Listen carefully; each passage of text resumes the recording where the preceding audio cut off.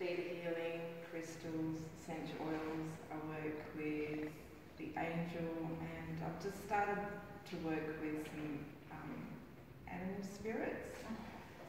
So that wasn't actually part of my plan. I was telling some of the other girls, I think it was, I don't know, maybe 4 months ago, I was driving from Bunbury or Busselton, and I watched a black cockatoo be hit by a car, and I stopped the car on the side of the road, and all the kids, it was like it was a camper van, all the kids are in the back going, "What are you doing?" I'm like, "Saving this bird." So I got a blanket, and I was standing there to pick it up, and I was going to take it to like an environment centre or something. And everybody just ignored me and drove over the bird. And I was horrified. I was crying, I was swearing, I was pointing the finger. And I didn't know what to do. I just felt so upset about the whole situation that I'm going to cry. Anyway, I just picked the bird up, and I just had this overwhelming feeling about, creating this. And I've been using it on my clients, and the actual spirit of this bird comes and sits on my shoulder when I do healings. And I've done 3 healings with this wand, and I've had really amazing results. So it wasn't planned, it was just something that happened to me, and so I did a healing on my auntie recently who didn't know what was wrong with her. She had, actually I didn't even know that something was wrong with her. I just texted her because I had a spare spot, and I said, "Come down and have a healing." And she lives in South Lake, so she came to Mandurah. And she said, "How did you know?" And I go, "What?" She goes, "I've had a CT scan and they think I've got Parkinson's, and my hands are all shaking," and her foot was like this, and it was shaking.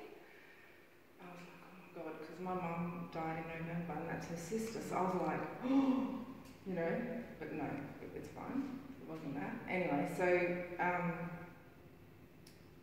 I did this black cockatoo healing on her, and I did see it on Reiki all combined. And then probably about 2 days later, she said to me, that was really helped, and the pain was gone, and the shaking was gone, and she's coming back for more. So she's never had a healing before. I'll just hand this around. I just want to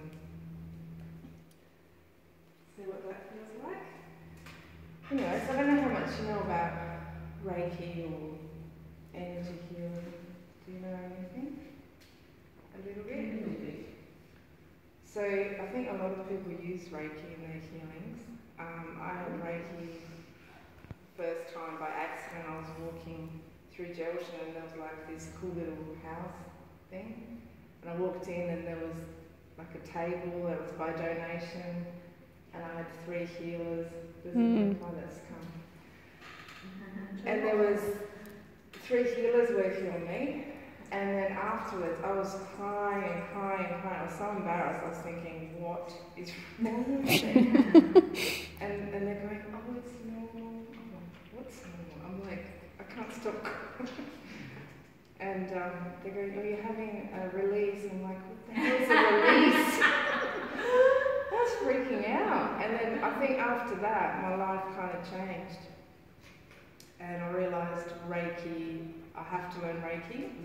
And I kept putting it off for like ages, probably about 7 years, and even longer. I knew, then I had kids, and I was like, "Oh, I can't do it now." I kept putting it off, and then probably about 7 years ago, I finally did my course, and I did my Reiki Master as well, so I can teach it. I haven't actually taught anyone yet, so that's kind of my next step, is to do that. And I've got a real passion for kids, so that's where I'm going. I'd like to teach kids about, that they can heal themselves, that they're self-sufficient beings, that they're able to, be self-reliant on their energy system, and that all that they need is within them.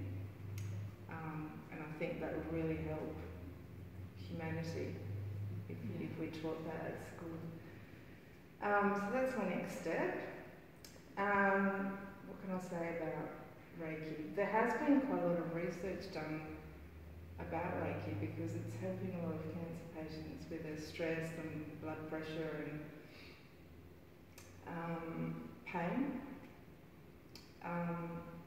And I think because my mum had cancer, and I did a lot of healing with mum, but she went from being a totally straight person that didn't believe in spirituality at all before her diagnosis to, you know, worked with her for 3 years.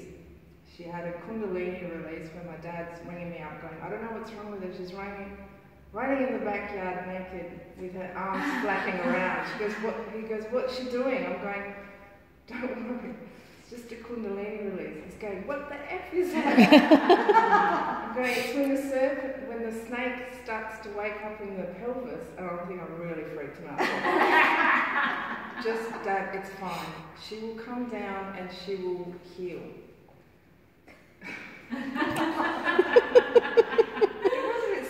I mean, she went from like that to being totally kind of closed to anything, to you know, telling me, you need to listen to Louisa O'Hane. I'm like, Mum, have a look what's in your bathroom. I've stuck everything all over her bathroom already. Anyway, so that's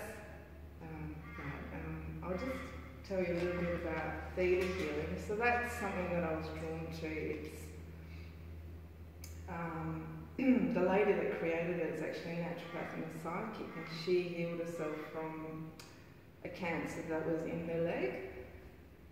And then she started to use it on the clients, and she's created this modality called theta healing, and it's more over in Sydney and that side of Australia. And there is, I think there's 1 or 2 healers like that teach it in Perth. The lady that taught me, she comes from Sydney. So basically it's basically going to a meditative state and going up to the creator of all that is, and being able to change beliefs. So the reason I love it is because, you know, and I love essential oils and herbs and everything like that, but I know that if there's a belief that's blocking, that if you have a belief that I can't heal, or I don't deserve to heal, or I don't deserve success, or all those beliefs that are passed on or you've learned as a child, or sometimes are held on the history level, the soul level, genetic level, it's very hard for us to heal. So that's why I love using it all together. So with theta healing you can identify a belief that a person has, a limiting belief.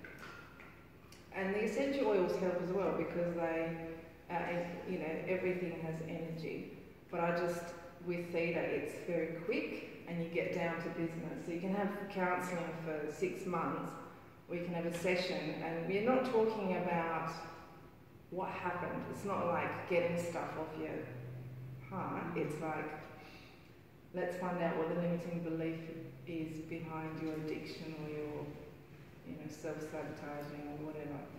And once you find the bottom belief under, and you look and you have all these beliefs, and then there'll be the bottom belief, and you know it's the bottom belief because you'll start feeling really weird and like kind of crying, shaking, kind of like, and you'll know, and you think, how the hell is that related to that?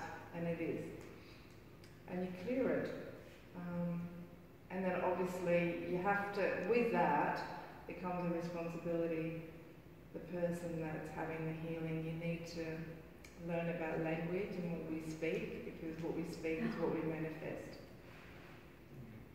Yeah. And it's really important, you know, and with the kids, I have to teach the kids what we speak is what we are creating for ourselves. Yeah. Any questions? Can I tell you something? Yeah. I told Dan this last time I went to visit her.